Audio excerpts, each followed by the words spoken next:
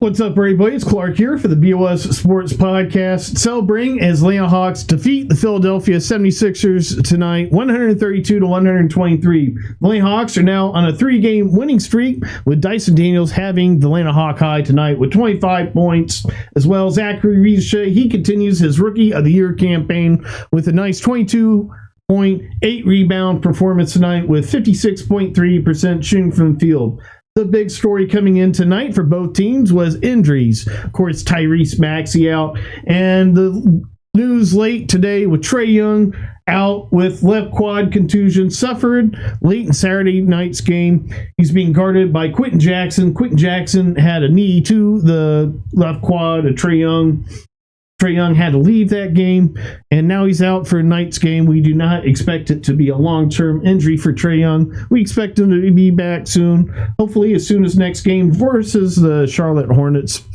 Zachary Riche, aforementioned, with the monstrous 8-rebound, 22-point game, as well had 2 assists and shot 3 from 8 from beyond the arc. 37.5% from beyond the arc today for Zachary Riche. Dyson Daniels as well had 2 steals, always the steals with Dyson Daniels. As well, he shot 10 for 14 from day. Monstrous day shooting from the field, good for 71.4%.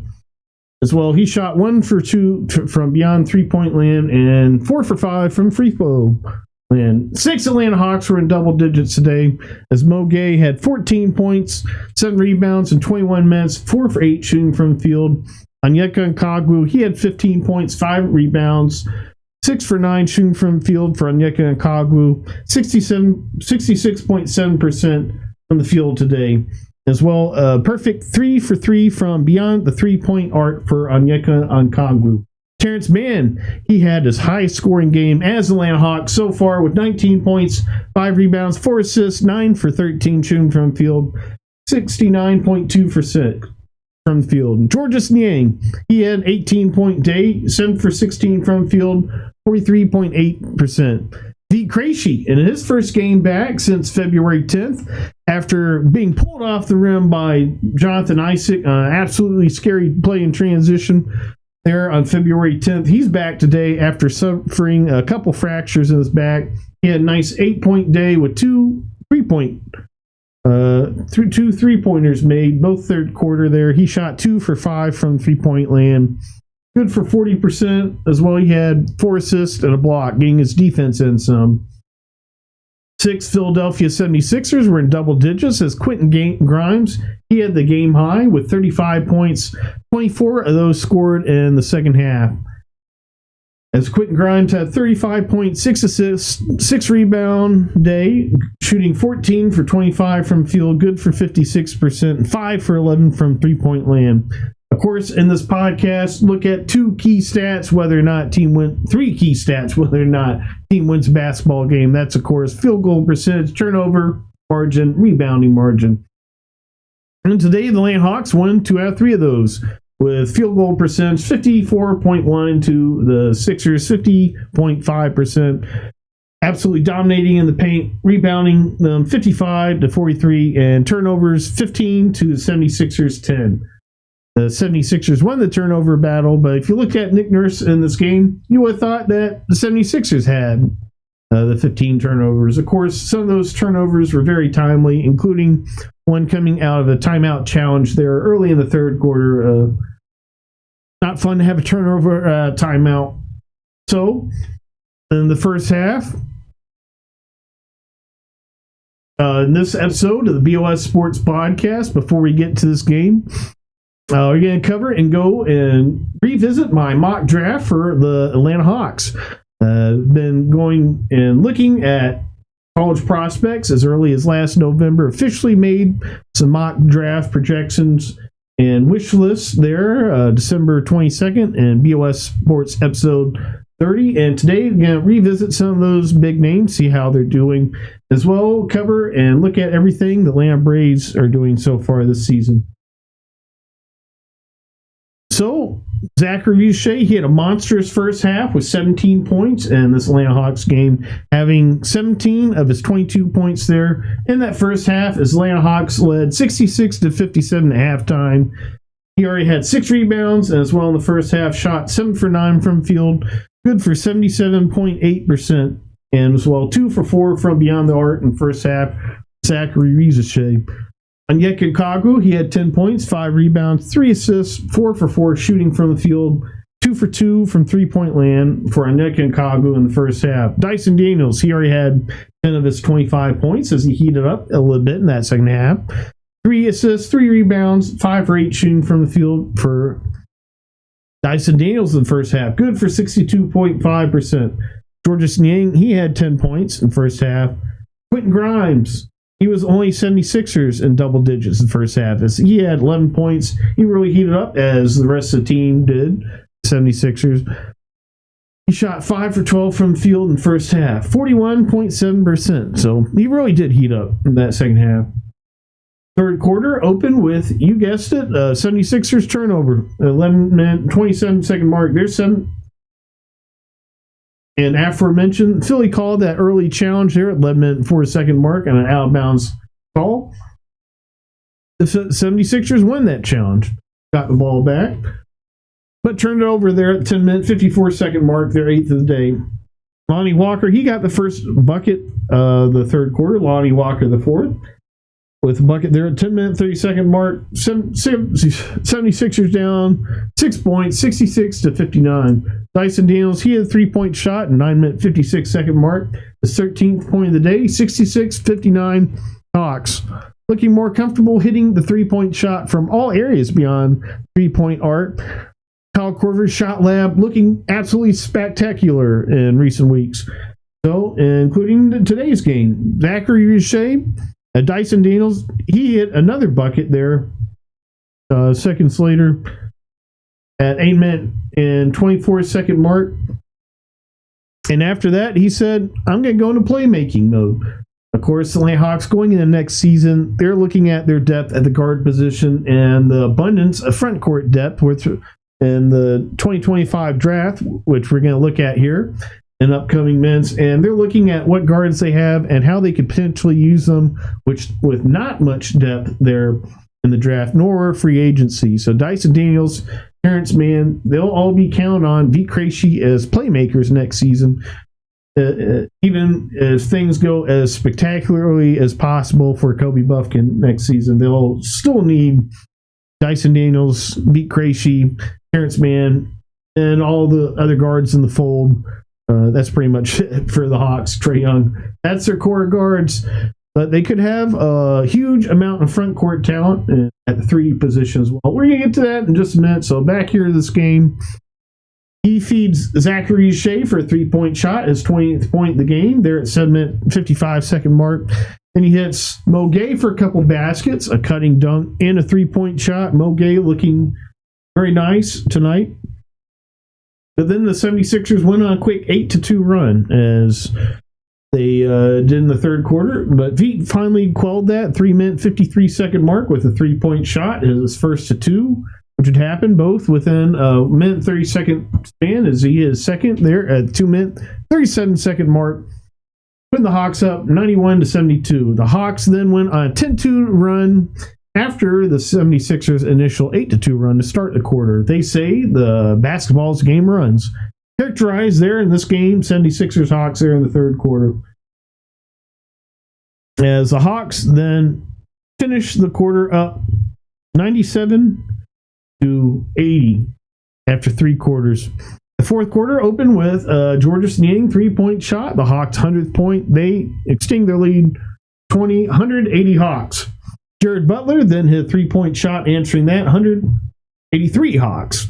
Terrence Mann, layup, 13th point, 102-83 Hawks there, 11-minute, 8-second mark. 10-minute, 32-second mark. Hawks make their second challenge of the day. On Terrence Mann foul, it was overturned. Hawks 2 for 2 on challenges, but out of challenges the rest of the way.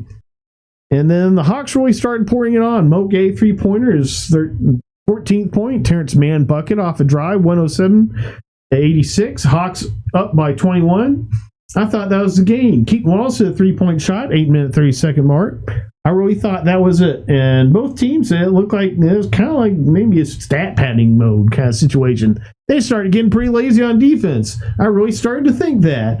I started to think some conspiracy stuff because what's going on. And then all of a sudden, out of nowhere, the Phillies, wrong team. The 76ers started clamping down. They started cutting it close. As Ricky Council, the fourth there in the final minutes, was heating up and cut the lead to 5 there at the 35, just past the 35-second mark after an and one play. But that would be the last time the 76ers scored after cutting it to 5 as the Hawks led 128 to 123. The Hawks would then get the final couple buckets of the game, finishing 132 to 123. So we're about to get into this Atlanta Hawks mock draft segment. Visit and touch on with what the Atlanta Braves are doing this season and this early spring training so far. Quick correction coming up here, had a little verbal typo with Georges Niang. He's, of course, under contract for next season, but my mock draft still works out nicely with how the roster will work out as well. The number of players I had projected for Atlanta Hawks roster next season, 12, assuming all players' options are picked up. There are no trades or waivers. Might see a trade, might see a waiver. Never not know exactly what this Atlanta Hawks front office is thinking with newly acquired Georges Niang and Terrence Mann, but I see them as good pieces for next season, especially with the lack of depth at the guard position, free agency, and as well in the draft. So I think they'll be essential going into next year. And exploring in just a couple minutes in the segment of Atlanta Hawks 2025 mock draft. This is the BOS Sports Podcast.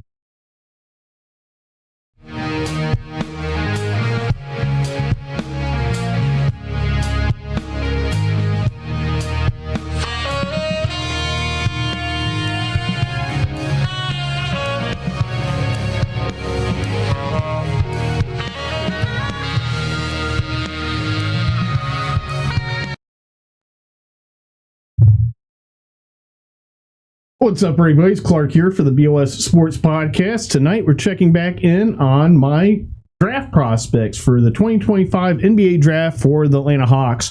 We're started looking at the 2025 NBA draft when the Atlanta Hawks were suffering all those brutal injuries back in November to start the season. Kobe Buffkin went down. Bogdan Bogdanovic went down.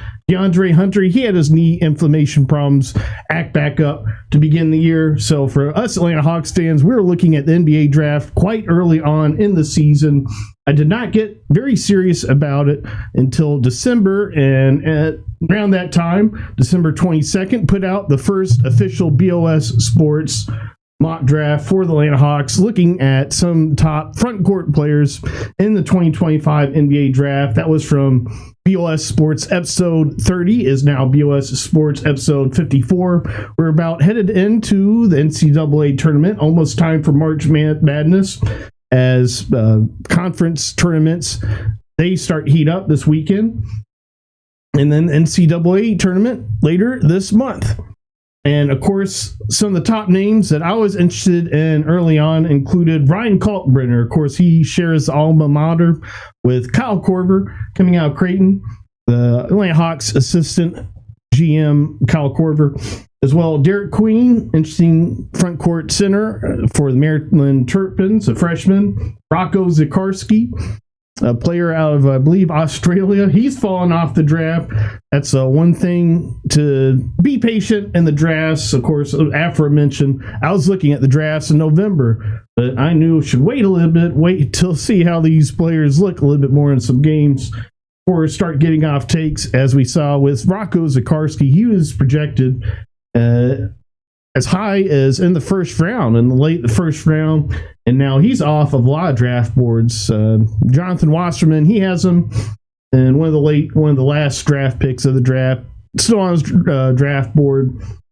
So as well, Thomas Sorber, unfortunately, he got hurt. He was my number one prospect for the Atlanta Hawks, with the picks we're projected to have, that being, of course, the Kings pick. The Hawks have the Kings pick. That is projected, aforementioned, between selections 1 and 12, as well as Lakers pick. That's going to be somewhere in the mid-20s.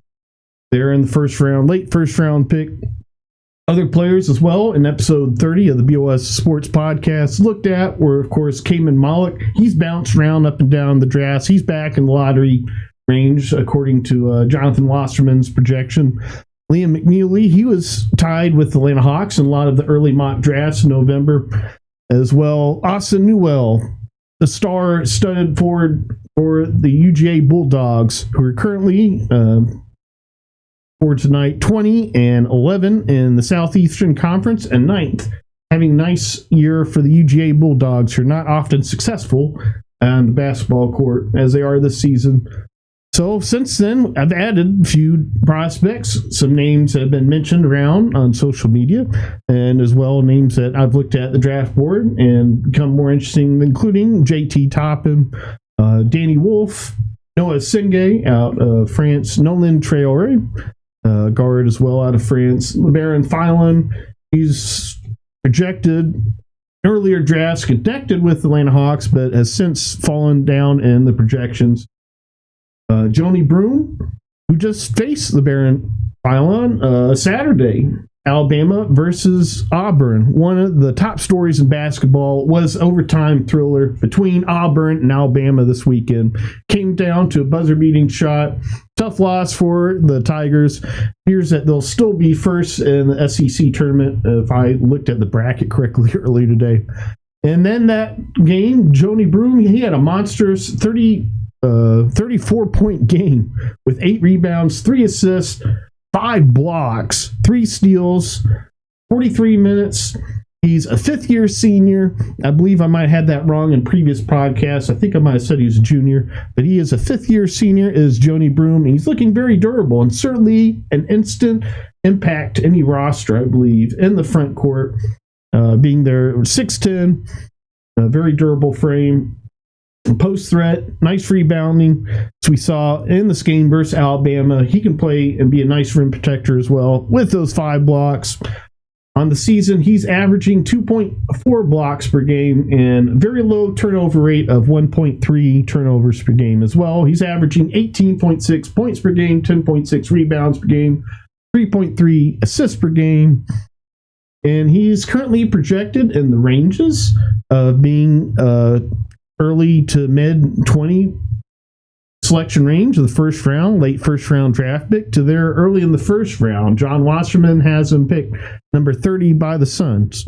And that's interesting to us Atlanta Hawks as well. Ryan Kalkbrenner, a name I've been mentioning a lot, is as well projected to be as selected as late as in the second round. So a couple players that really fill the Atlanta Hawks' need of rim protectors and depth in the front court, as well as post scorers, lob threats, and as well scorers in the paint, to be able to cut and complement our star players, Dyson Daniels, Trae Young, Jalen Johnson, Zachary Riza-Shea, who are all great playmakers in addition to being scorers, and all our primary ball handlers in our offense.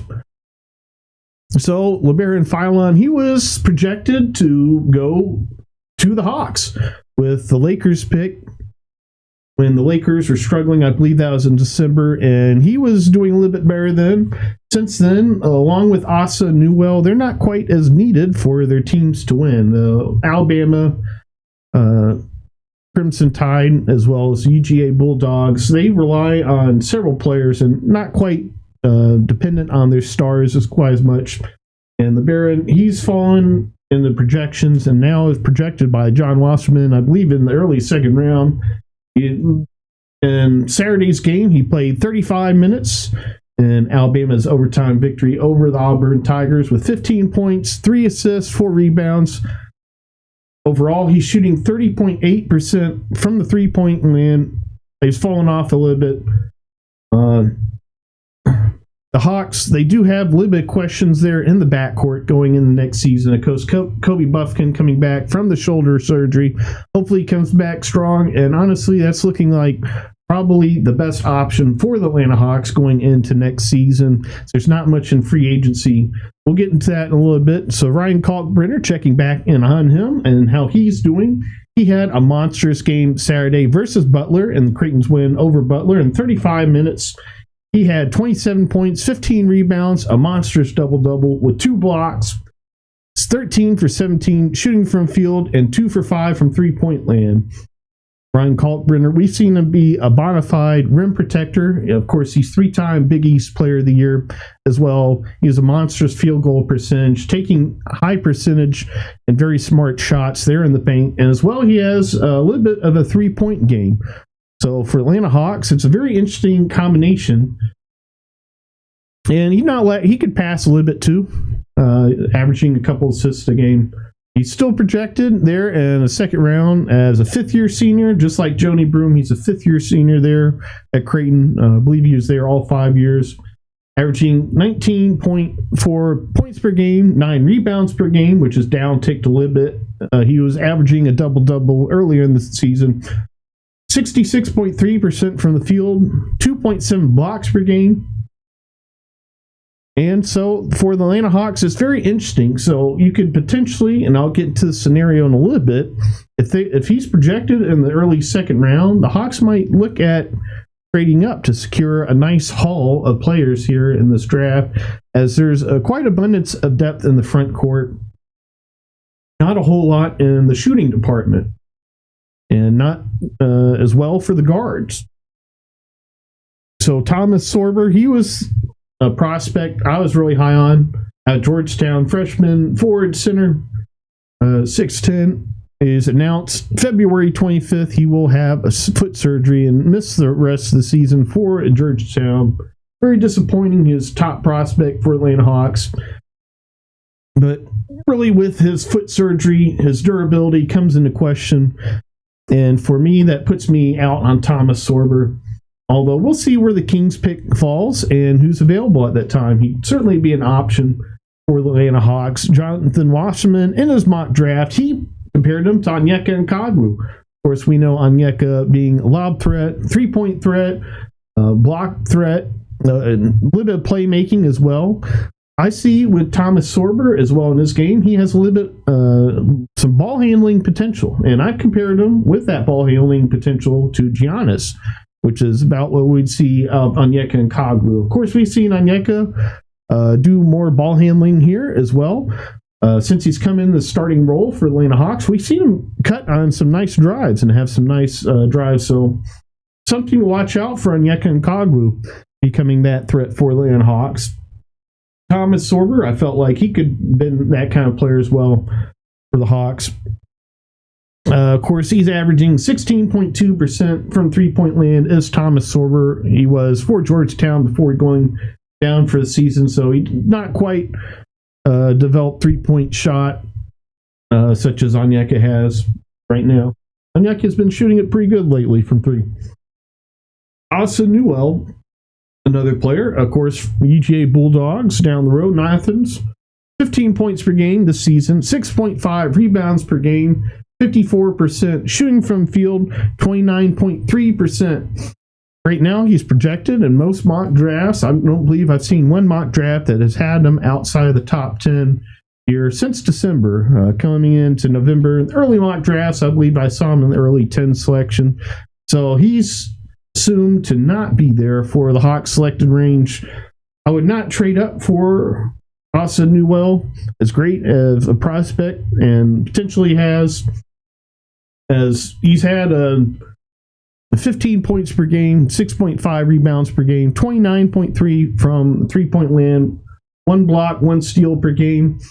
For a player that trade up for, you feel like you want to see a little bit more beefy numbers, but of course, being a freshman, and he grew 2 inches coming into college out of high school. He was listed at 6'9" and came into UGA at 6'11", so potentially still growing as well for Asa Newell. We'll see how his career goes and where he's selected in the draft and what the Hawks do. They might decide to trade up for Asa Newell. So Derek Queen as well, another prospect from episode 30. They're for the Maryland Terrapins, freshman center. I saw in mock draft today, I believe it was Jonathan Wasserman's. He was projected to go to the Spurs. Interesting. I'd not consider that for the Spurs. He'd certainly be a nice ad for them. And for this last game for the Maryland Terrapins, Derek Queen has recorded a double-double, including a 13.17 rebound monsters double-double performance versus USC, South Carolina, who has another interesting forward center prospect we'll mention in a minute. So that was a real battle in the paint. And Derek Queen, he came out there with 17 rebounds. As well, Derek Queen has 55.6 shooting percentage on the year, shooting smart shots and very effective, very efficient in the post. Perfect day for him at the free throw line as well in that game versus USC. Nice free throw shooting from Derek Queen. Nice to see from front court players. Of course, they often get fouled. They're trying to score baskets in the paint. Jonathan Wasserman, aforementioned, has been being selected by the Spurs with the Atlanta Hawks pick. They're in the early 10, 11 round range, selection range. So that's very interesting, a possibility. I'd not thought Derek Queen and Victor Wembanyama on the same team yet. It'd take me a little bit of time to adjust to that, but Derek Queen is certainly a stalwart force in the front court. Very interesting projection there. Derek Queen on the year is averaging 15.7 points per game, 9.2 rebounds per game, 1 block, 1 steal, 52.6% for the field. Correction, that 55% previously mentioned was from that game versus USC. Derek Queen, he's averaging 52.6 from the field on the season. His 3-point shooting percentage is Derek Queen on the season is 8.3%. He's taking 3-point shots. Not sure what's going on in practice. He's probably making a fair amount there. He feels like it's there. Not been translating in the game, but he's a freshman, and we'll see how that translates to his 3-point game in the NBA. So Rocco Zikarsky, aforementioned, he fell out being projected there. Late first round projections when I first started looking at these projections there in November. And now is in some projections, he's not even on the draft board anymore. But Jonathan Wasserman, he has him within the last few picks of the second round. I believe it's 59th. I'll have to go back and look at. He's very skilled, tall man. He's a very tall man with basketball, a little bit of basketball skills at this. He's 7'2". And international pro play there, I believe in Australia, 11.8 minutes per game, averaging 4.6 points per game, half a block per game, 3.4 rebounds per game, 52% from the field. So nice shooting percentage overall, a decent one with 52%. It's not like he's in the 40s or anything. So he's taking some pretty smart shots, a little bit effective there around the rim, getting some rebounds. But he would be pretty much a draft and develop kind of player, somewhat like Mo Gay has been for Atlanta Hawks. Of course, Mo Gay a little bit on more advanced trajectory, being selected there earlier in the second round. And Mo Gay's really emerged here for Atlanta Hawks or last game, and he's virtually eliminated the need for the Atlanta Hawks selecting a project like that, drafting a player to develop, such as Rocco Zikarsky. But it's always enticing being a player like that and having the amount of depth this draft has at the front court position, at the center position. Can't take that for granted. Certainly an option for Atlanta Hawks, but as I'm about to explore in a minute, Hawks might want to trade up in the second round to secure a nice haul of prospects here. Possibility for the Hawks in 2025 draft.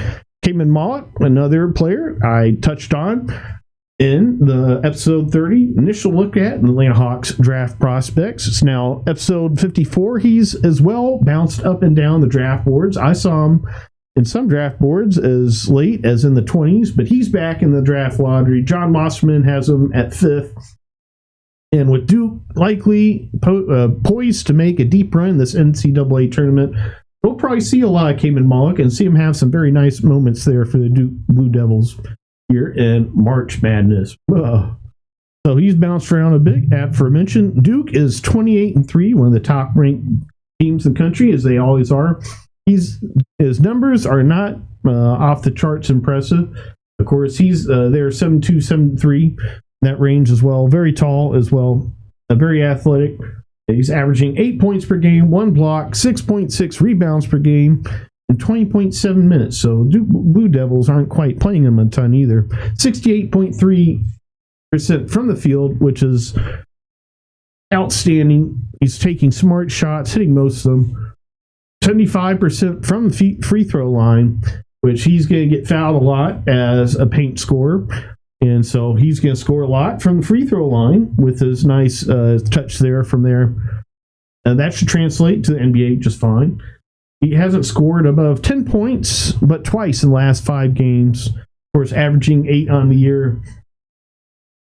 But those have all been dominant double-digit wins by Duke. They've not needing to play Kaman Malik. And we saw it with our own Atlanta Hawks player, Jalen Johnson. He sat out. He played some for Duke Blue Devils and then said, I'm going to get ready for the draft. So some of these players, some of these better prospects have a more long-term picture in mind. We'll see how Kaman Malik's NBA career develops. I do not see the Atlanta Hawks trading up for him. Unfortunately, we just do not have enough draft capital to get that done, as well as fill other needs on the team. Unless the Atlanta Hawks were to make a trade for Kevin Durant, which I'm not sure how that would probably not work out salary-wise. They'd have to offload one of their major salaries. I believe I eliminated that possibility in one of my social media posts online. He's making nearly $60 million a year, so the only way for Kevin Durant really to join this Atlanta Hawks team would be is if he would sacrifice a large amount of his salary with some kind of buyout negotiation there to buy out and then sign with the Hawks. That's probably not happening. So the Hawks, they need to have a good draft here. They need to really have that Kings pick in effort to build a contender here, while Trae Young is still contracted with the Atlanta Hawks. Contracted for next season. And then the year after that, he has a player option. Hopeful and confident that he'll re-sign here with the Atlanta Hawks. So one of Kaman Malik's great games in these last 5 or 10 that I just mentioned a minute ago. Duke's 35-point victory over FSU March 1st. Kaman Malik had a nice double-double with 14 points, 10 rebounds, 2 blocks, 80% field goal percentage. He has DPOY and all-star potential, defensive player of the year. And Jonathan Wasserman, he makes comparisons to Mark Williams and Rudy Gobert with Kaman Malik. Of course, Rudy Gobert, I believe he won the DPOY once. So it's going to be a real force there in the front court for whoever selects him. I believe he had him going to the Raptors. That'd be interesting with Jacob Poeltl and Kaman Malik there. With other options for the Hawks like Danny Wolf and Ryan Kalkbrenner, and having enough picks to get both if we really wanted, I would not trade up for Kaman Malik. I have to mention the Hawks just don't have enough draft capital to get everything done unless they feel like they need to. That'd be interesting. They draft Kaman Malik. They trade up for Kaman Malik. That would probably look like something like combining the Kings pick, if it's realized there in the 13 to 15 range. It'd have to be a fairly good first round pick. You'd combine that with something like 2026 draft pick, which that would be a real nuclear move, offloading that, not having a first round draft pick next year. Or a 2027 draft pick. That one's a bit more interesting, as that's going to be the worst between the Pelicans and the Milwaukee Bucks. The Hawks 2027 draft pick, which we got the DeJounte Murray trade. So that'd be interesting if they could combine those two to get to number 5. I believe that's a little bit, it's not quite historically comparable to other trade-ups in the draft. So moving on, other prospects, Liam McNeely, aforementioned, linked with the Atlanta Hawks in a lot of early mock drafts. Not so much anymore, as that Kings pick has been upticking a little bit. Liam McNeely's projected to be selected around the 10, 11, 12 range. Supposed to be one of the better shooters in this draft, but really averaging 34.7% from three-point land, 39.5% overall for the field. for the Yukon Huskies. We'll see how they do in the NCAA tournament. They're again one of the top teams. Yukon or Georgetown? 14.7 points per game for Liam McNeely. Not much shooting as he had in his game. So JT Toppin as well is a sophomore out of Texas Tech, projected late in the first round. Another front court option for the Atlanta Hawks. He's shooting 55.8% from the field with 18 points per game, 6.2 rebounds per game, 9.3 rebounds per game. Sorry. JT Toppin's averaging 18 points per game, 9.3 rebounds per game, 55.8 shooting from field for JT Toppin out of Texas Tech. Well, 71.9% from free throw line, 31.1% from three-point land. So he's got a nice three-point stroke there for a front court player. 1.2 blocks per game, 1 steal, 1.6 turnovers, and averaging 26.4 minutes per game. So he's a very solid front court presence as JT Toppin, and would certainly add to the Hawks front court depth if selected. Danny Wolf as well, 7-foot center out of Michigan. He started his college career at Yale, transferred to Michigan, averaging 12.9 points per game, 9.67 rebounds per game, 3.7 assists per game. Great ball handling and playmaking. He's been referred to as a point center there at 7 foot. Danny Wolf. You'd add a very dynamic. You'd be a very dynamic complement to this Atlanta Hawks offense, having a passing forward center. Of course, we see Onyeka Okongwu. He stepped up in that role. I've compared Onyeka a little bit to Draymond Green with his passing ability. They're setting up Atlanta Hawks players on the cuts as well, not hitting players beyond the three-point arc for a three-point shot. Don't feel like it's necessarily needed for Atlanta Hawks to add another similar look like that with Danny Wolf. Although, of course, he's 7-foot presence, stalwart presence there in the paint as well with his ball handling ability. So he as well, I feel like, check boxes for being rim protection as well as a nice paint scorer there for the Atlanta Hawks.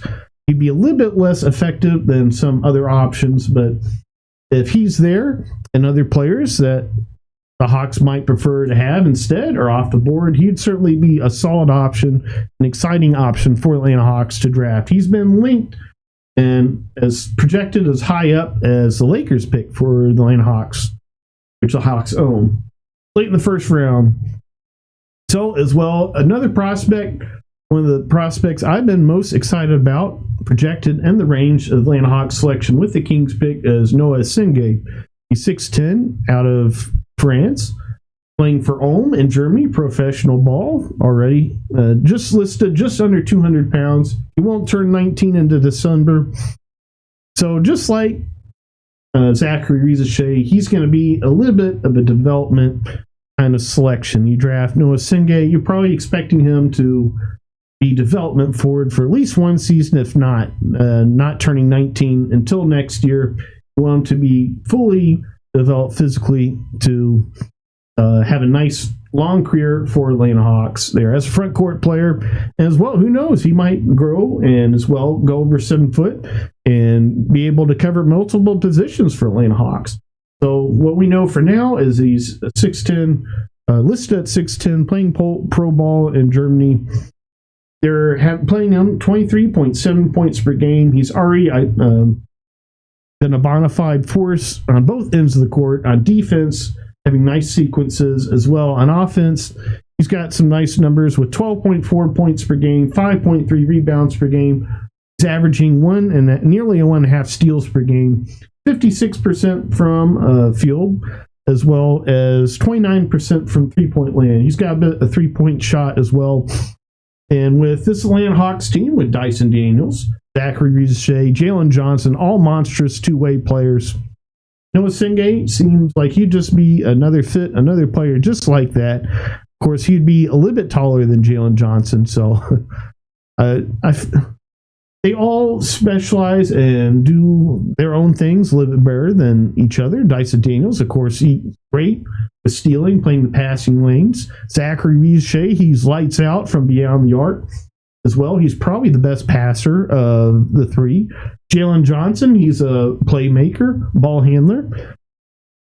We saw him really cutting down on those turnovers and making nice passes as well. So he might be up there with Reese Shea for top passers. And so I feel like if you add Noah Singay, it'd be another player similar to them, where they're a two-way player, stalwart force on both ends of the court, can handle the ball, can pass, all these things. The downside, of course, is that it's going to be a 1 to 1.5 year project as far as working him in and being a rotation player playing 30-ish minutes a game or more for the Hawks. Trae Young, he's getting older. This is his 7th season going into his 8th season. Aforementioned, he's only contracted for 2 more seasons. Really want the Hawks to do what they can to look at becoming a building a contender for next season. And if they have a good draft, I feel like it's highly possible. You can really answer a lot of the questions in the front court with this draft. The remaining question will be, what will the Hawks do with the backup point guard position?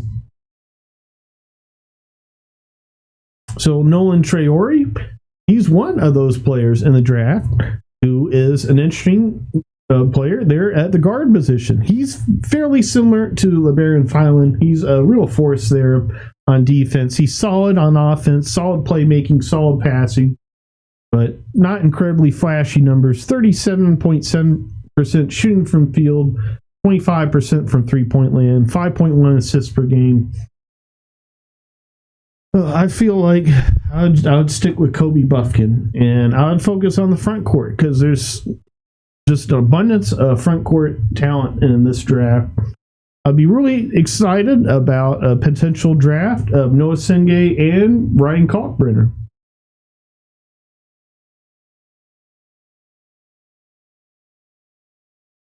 But although this would be a bit of a risky combo if the Hawks were just to get Ryan Kalkbrenner and Noah Singay, as there's some concerns by scouting experts, Kalkbrenner's game translating to NBA as well as durability, all those things. As well, Noah Singay, aforementioned, he's a multi-year development kind of deal. Jonathan Wasserman, he has a Hawk selecting Colin Murray Boyles. Aforementioned, he played versus Derek Queen there, and Derek Queen's monstrous 17 rebound game. Colin Murray Boyles for the University of South Carolina. He's monstrous force there, a forward center. Jonathan Wasserman, he compared him to Julius Randle, while I would compare him a bit more to Al Hortford. He's going to be a stalwart force there in the paint as well. He's got a little bit of a three-point shot, and he's active in passing lanes as well. He can get some steals, averaging 1.5 steals per game, 16.7 rebounds per game, 16.7 points per game, 8.1 rebounds per game. I've seen him on some draft boards as high as in the top 10. Jonathan Wasserman, he has him going to Atlanta Hawks with the 13th pick. He's still available at that range. Hawks really have to look at taking him. I feel like he'd be an instant impact player. It'd be almost like acquiring Al Hortford as a rookie sophomore in the NBA, which would be a great ad for Atlanta Hawks. Noah Singay, I do feel like has a higher ceiling in the NBA. I feel like he potentially has some all-star potential. So the way I would potentially look at carving this Atlanta Hawks draft so they can still come away with a rotation player who has instant impact for 2025 while still getting Ryan Kalkbrenner and Noah Singay, 2 players I feel like have high ceilings for coming into the NBA. The Hawks, of course, they have that Kings selection there. The Kings right now are 15th in the NBA. So that's the 15th pick.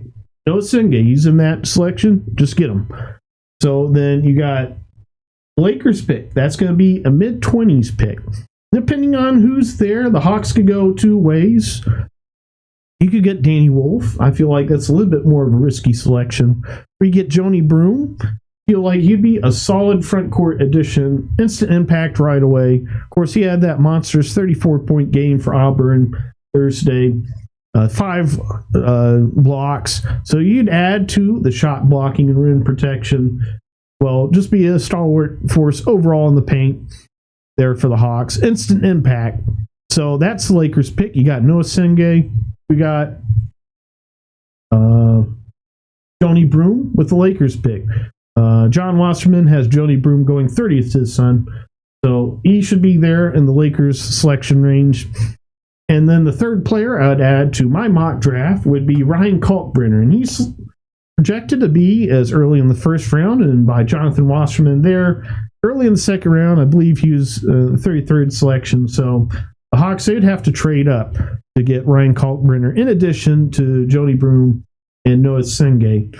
But trading up a second round pick isn't as tough of a task as trading up a first round pick. They might be able to conglomerate second round picks from 2026, 2027, 2028, whenever, and trade up what will probably be about 15 or so selections from the Wolves pick.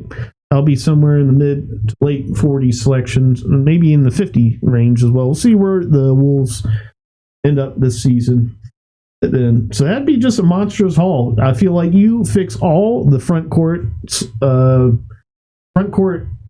needs for Atlanta Hawks in the short and long term with Noah Senge, Joni Broom, Ryan Kalkbrenner. Be a great draft for Atlanta Hawks.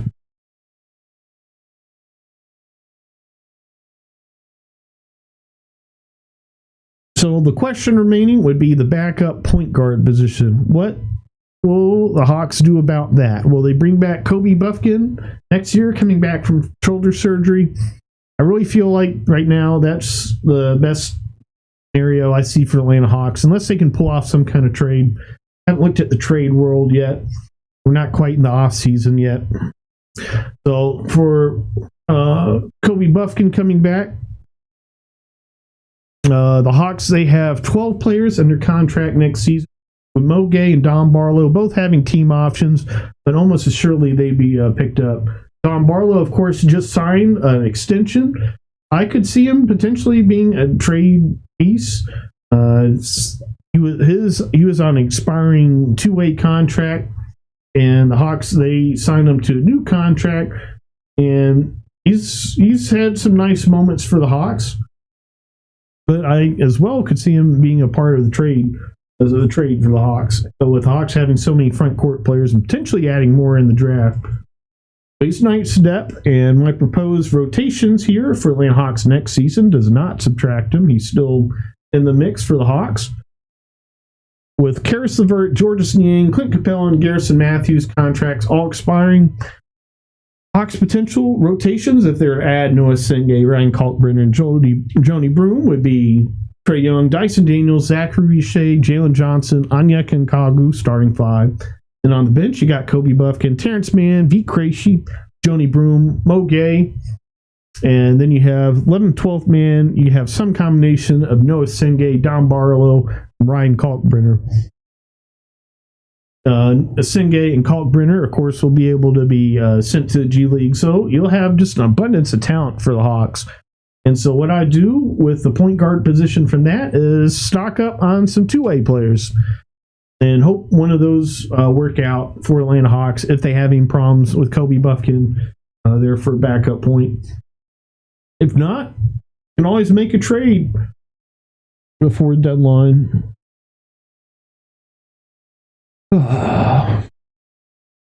Kobe Buffkin, he has a lot of upside. We see him, nice defense, a little bit of turnover prone, and it's a little bit where I worry about him, and as well just inconsistent overall for his season injury surgery announcement. Of course, he suffered the shoulder dislocation in practice prior to the season. He's had that timeout, tried to come back from it, and eventually elected surgery back in December. And transitioning here to Atlanta Braves, we just got positive news yesterday.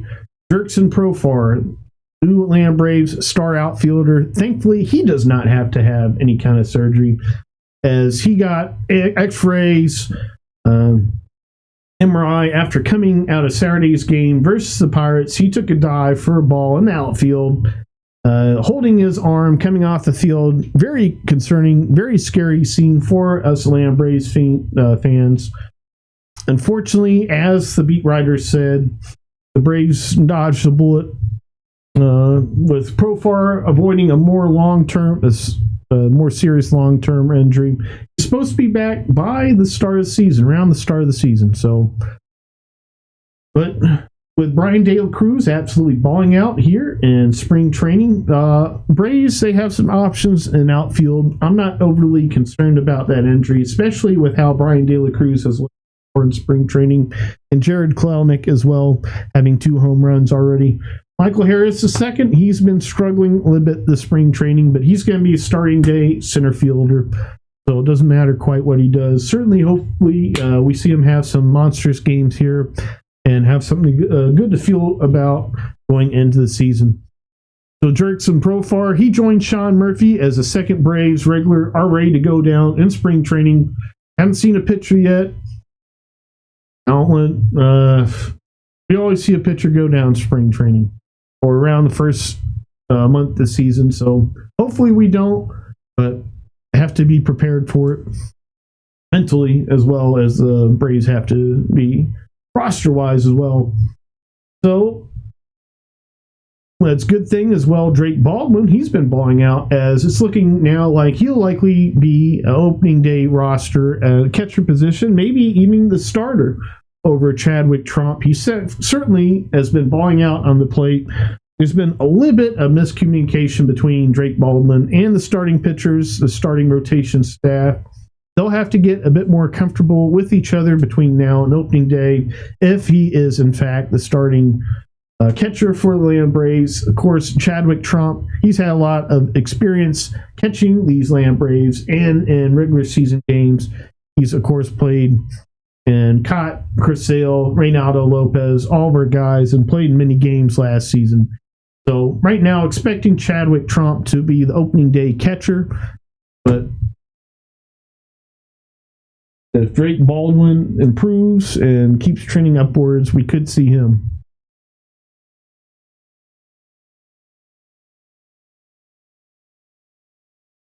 The Atlanta Braves hitters have been struggling overall in spring training. They teed off of Marcus Stroman February 28th. We said, here are the Atlanta Braves. They're back. Everyone who criticized and said negative things in 2024, they were all wrong and they were all jerks. Well, since then, the Braves have cooled off significantly. They had a nice day Saturday. I mean, all the Braves regulars pretty much had hit Saturday versus the Pirates. But overall, Matt Olson, he saved the day as Joe Boyle. He absolutely carved us up today. He's a prospect, came over from the Athletics to Tampa Bay Rays. They say never trade with Tampa Bay Rays, especially never trading them pitchers. And it appears that they won again, as he's throwing 100-mile-an-hour BB. A little bit lack man, but I think he's going to be a very effective starter for the Rays here.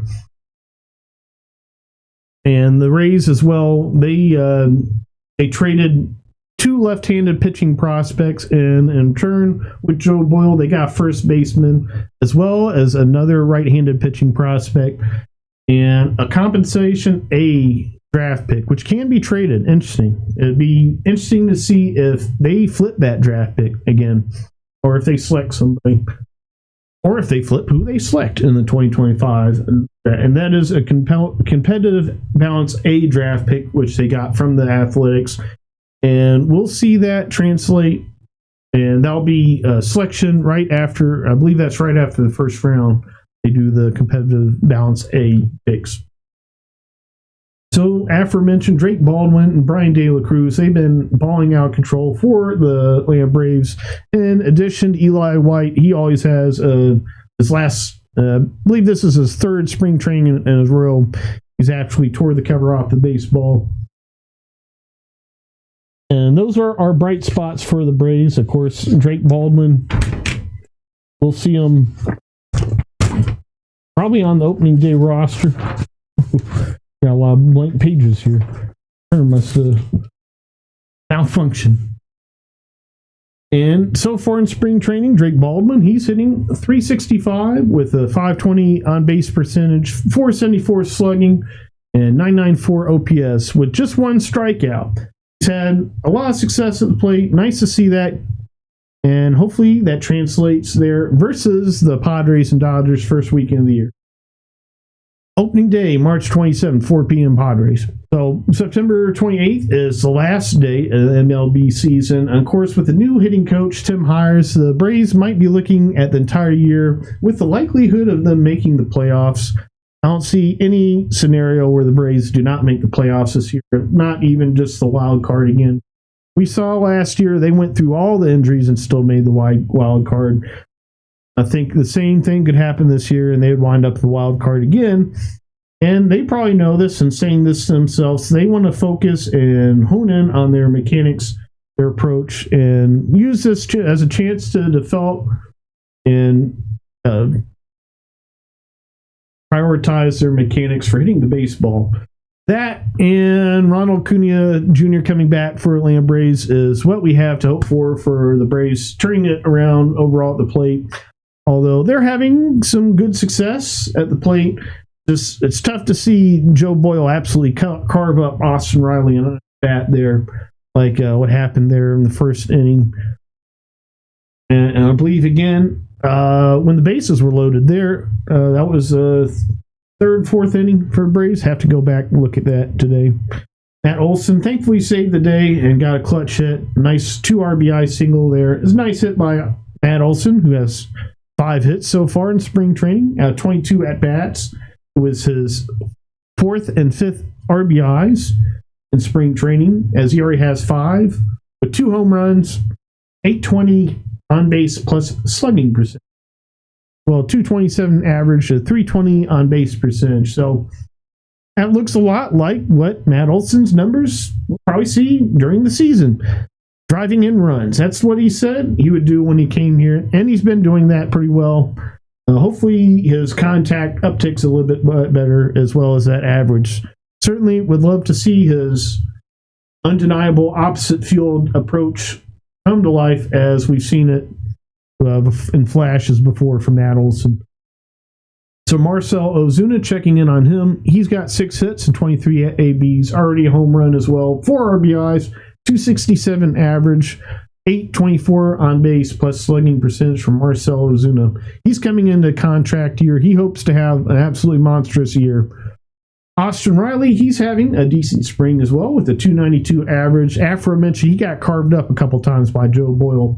That was tough to see. We've seen him struggle with high velo some. So hopefully that's not a problem. We've seen him struggle with a few minor details in hitting. Of course, we want to see Austin Riley be a 300-plus average hitting player with well over 100 RBIs, over 30 home runs. We want him to be MVP candidate Austin Riley, as we hope for when the Braves sign him to the largest contract in the history of the franchise. So Ozzie Albies, he has 3 hits and 18 at-bats, struggling so far in spring training. 167 average, tough to see for Ozzie Albies. Jerkson Profar, before going down with his injury, he as well had a 167 average with 2 hits and 12 ABs. Jared Kelenic, aforementioned, already has 2 home runs, which count for both of his RBIs, solo shots, and it provides him with a 1 OPS, so on base plus slugging. He's average 211. That's what we've seen from Jared Kelenic, as we've seen him be a little bit more of a power hitting player from left side. We'd love to see him to go back to the ways the success he had the first few weeks of 2024, where he was tearing the cover off the baseball, using all parts of the field, and making contact with most the pitches there thrown. Most of the swings he takes at. Eli White, aforementioned, monstrous 3rd year in a row breakout spring training for Atlanta Braves. Mark Bowman, I believe, if I remember correctly, on his opening day roster projections, had Eli White as a utility player, as he's been working on some infield as well. So Eli White, he has 8 hits and 17 ABs with a 471 average, 1 hit, 1 home run, 1 RBI, with a 526 on base percentage, as well a 1.173 OBPS. Chris Sale. So moving on to pitching, the starters, they all had stellar or aces: Spencer Schwellenbach, Chris Sale, Reynaldo Lopez. They all had dazzling first couple appearances. And then this last half week, it's all come crashing down. As Chris Sale, he had 4 runs off 5 hits, 2 walks today versus the Rays. Supposedly through a sim game as well in this time since the spring training has started. As why we've only seen him 3 times so far. Braves supposedly doing that with several pitchers. But we've only seen Reynaldo Lopez for a few innings. So he struggled as well Friday. And everyone Braves country was panicking as his velo on his fastball was sitting in the low 90s. But he dismissed those concerns as working and building up, not worrying about in interviews afterwards. Similar story and with Spencer Schwellenbach and Chris Sale in their last 2 outings having the struggles. 3.2 innings pitched in his first appearances. And Spencer Schwellenbach with 3 strikeouts, scoreless. Friday, he gave up 6 hits with 3 earned runs. Right now, the state of the Braves, for us fans who don't have much insight into what our ace pitchers are working on and have struggled last week, it's certainly concerning. Story to watch out and look out for going on in spring training. So Raisel Iglesias as well. He's in his contract year, aforementioned. He had his 3rd strong outing. Remained scoreless of spring training as he pitched an inning versus the Pirates Saturday. Ian Anderson, he remains to look like a lock. He, of course, got out of that jam. He had a couple base runners on one of his appearances. So far in spring training, reliever came in, got him out of that jam, so he only has 1 run so far in spring training and 8 innings pitched. So far, he looks like a lock for the opening day roster. We'll see how that translates to regular season games. And probably prepare him up facing the Padres there in the first week of the year. He has 5 strikeouts as well. 1.38 whip for Ian Anderson this spring training. A bit concerning. AJ Smith-Shawver, another opening day potential starting pitcher candidate. I still advocate for the Braves to consider a 6-man rotation. Want Grant Holmes to go and help fortify that bullpen, which is looking like a little thin right now. Especially Pierce Johnson has only pitched 2 games so far. Last one, he gave up some. He had 4 hits and a run versus the Pirates Saturday. So he put AJ Smith-Shawver in there with Ian Anderson, Grant Holmes, Chris Sale, Reynaldo Lopez, Spencer Schwellenbach, and then transition Grant Holmes to the bullpen once Spencer Strider returns, or Grant Holmes,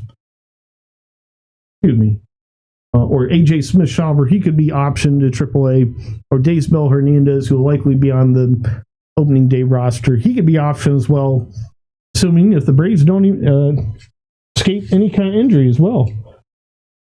If you have an injury, you don't even have to worry about Spencer Strider coming back, as that spot is already open. So Jake Diekman, one of the relievers brought in on a spring training non-roster invite, has remained scoreless through 5 appearances. He's pitched 5.1 innings with 6 strikeouts, a 1.13 whip, and right now he's looking like a lock for getting one of those last spots in the bullpen. Looking like a sneaky great pickup by Alex Anthopoulos and the Braves front office, as he could be potentially seeing some high leverage situations there coming out of the left side for the Braves. Could see Jake Diekman versus some of the elite left-handed hitters in the game this year. Bryce Harper in division, Juan Soto in division. Whoa. So the Braves, they have 15 spring training games remaining left, including a split squad game this Saturday. I'd like to see from the Braves, I'd like to see a game. I'd like to see them have some success against these some of these more elite pitchers with better stuff, or just having great days, such as we might have seen from Joe Boyle today, and having success making contact with the ball, fouling the ball off, having long at bats, and not quick strikeouts or quick outs. I feel like outside of the great fun day the Braves had versus Marcus Stroman, February 28th, outside of that, the flashes of offense have been a bit sparse. Braves as well are likely to see a combination of Michael King, Yu Darvish, Dylan Cease the first weekend of the year. 3 stalwart pitchers for the San Diego Padres. And then just days after, they'll see Roki Sasaki and whoever's the Dodgers' 5th starter. They have names like Clayton Kershaw, Tony Gonsolin, and Dustin Mays coming back, all in the mix. Until Shohei Ohtani returns from shoulder surgery. Of course, fixing that shoulder, he entered in the World Series sliding in second base. That one. So, coming up for the Atlanta Hawks, looking forward. Their next games, Wednesday versus the Hornets, Friday versus the Clippers, Sunday versus the Nets. Tomorrow, the Braves will be playing the Tigers. We saw most of the regulars play today. We've seen them so far. They've been playing every other day. We'll see if that changes tomorrow. Be looking forward to when the lineup is posted early in the morning. So, right now, I'm going to transition and pause for a quick station identification. This is the BOS Sports Podcast.